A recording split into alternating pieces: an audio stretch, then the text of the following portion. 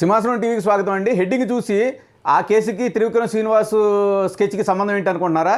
ఉందండి. విషయంలోకి వెళ్తే కలేజా సినిమాలో మహేష్ బాబుని అడ్డు తొలగించుకోవడానికి ప్రకాష్ రాజ్ ఒక ప్లాన్ వేస్తాడు. అదేంటంటే సేమ్ స్టేట్లో అంటే ఆంధ్రప్రదేశ్లోనే మహేష్ బాబుని చంపేస్తే కనుక అనవసరం తలకాయ నొప్పులు వస్తాయి. అదే బయట స్టేట్కి తీసుకెళ్ళి చంపేస్తే ఎవరికి తెలియదు కాబట్టి పెద్ద గొడవ ఉండదు, ఇష్యూ ఉండదు, కామ్గా క్లోజ్ అయిపోద్దని ప్లాన్ చేస్తాడు.